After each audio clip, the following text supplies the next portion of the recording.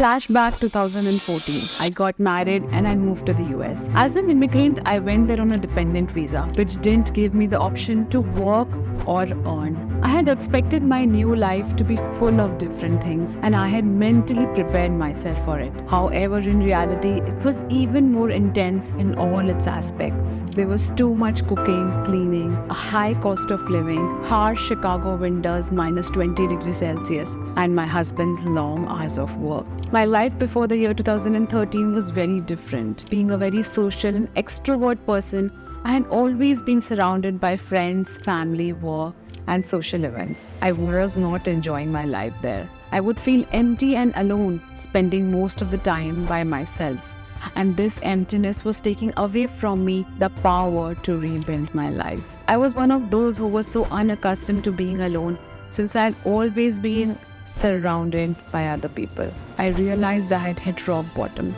And hitting rock bottom is the beginning of questioning everything, realizing just how far, of course, you have come. Slowly, I had realizations such as, if I'm alone and if I'm getting so bored, and am I in poor company? I shifted my perspective from feeling alone to being alone while changing the lens through which I was looking at things. I started a journey of converting loneliness into solitude, which helped me to deal with my new life on that unfamiliar soil.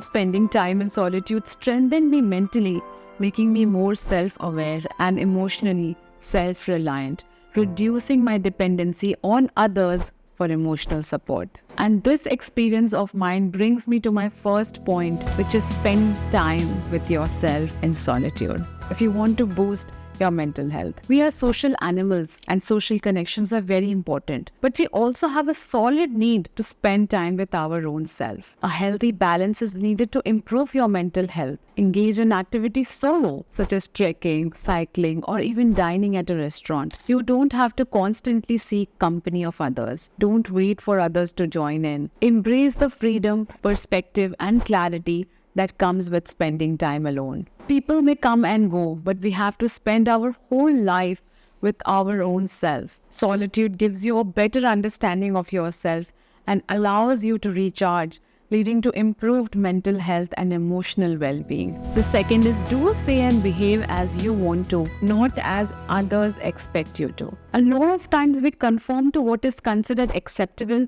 and popular rather than staying true to what we genuinely believe and value. This desire to fit in can make us compromise our values and preferences, creating a false sense of belonging. In the quest to make society proud of us, our real selves get buried. You might not realize this immediately because you're so busy hanging out and agreeing with viewpoints you don't believe in. However, eventually you will notice that you have been living just to fulfill others' expectations rather than your own. That it is essential to do things that fill your soul to boost your mental health. Pursue those activities and interests that genuinely make you happy, even if they don't align with societal norms. Speak your truth even when you know others might not agree or might ostracize you for it. By staying true to who you are, you maintain your mental well-being and cultivate genuine relationships with those who appreciate you for who you are. The third thing to do if you want to boost your mental health is finding the right job, a career that would give you joy and happiness. According to a recent survey by McKinsey, 2/5 of people globally are unhappy at work and considering leaving their job soon, with the figure rising to over 60% in India alone. Steve Jobs once said that work is going to cover a large part of your life. Hence, it is important to have a job that you love. So go out there and explore. Keep searching until you find a career that aligns with your interest, passion, and natural abilities. When you discover this career path, work won't feel like work to you. You will feel fulfilled, devoted, and ready to give it your all.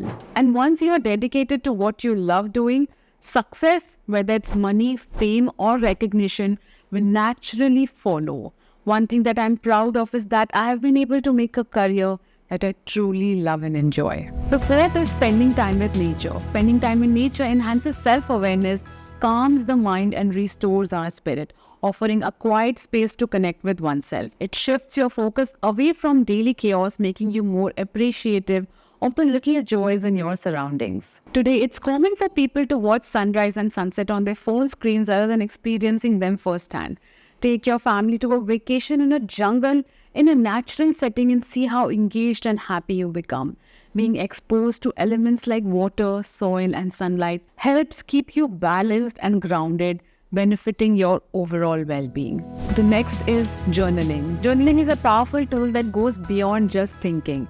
It dives deep into our thoughts and feelings. When I started journaling, I learned a lot about myself, like why I often prefer to being with others rather than being alone. It is a practice that clears up these details and help you understand ourselves better emotionally. By writing things down, I could face and understand my inner thoughts, getting clear on why I feel, how I feel, and what I feel, and act the way I do.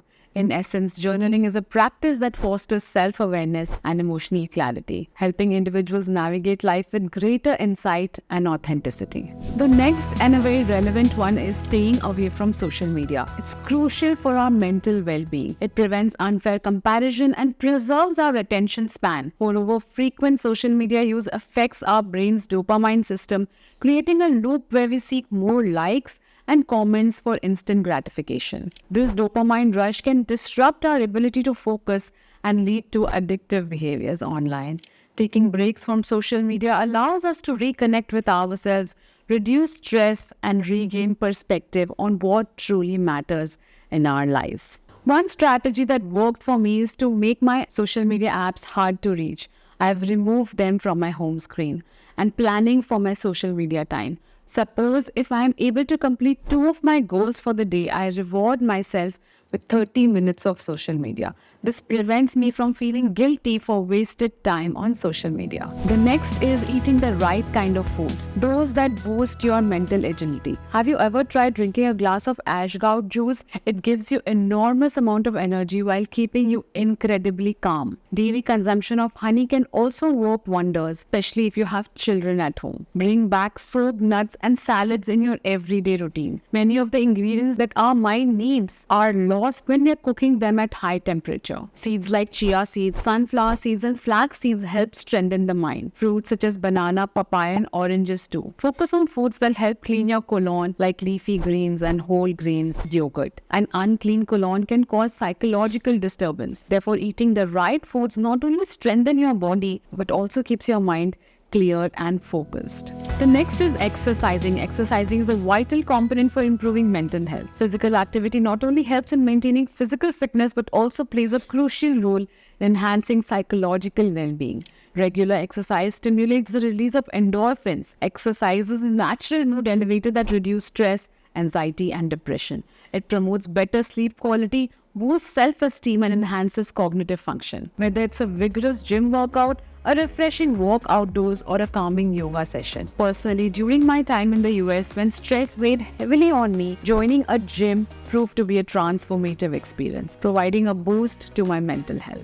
Well, I hope you liked the contents of this video and my transformative experience of converting my loneliness to solitude. If you want to watch a similar video, I made one on the power of being alone, which is here on the description.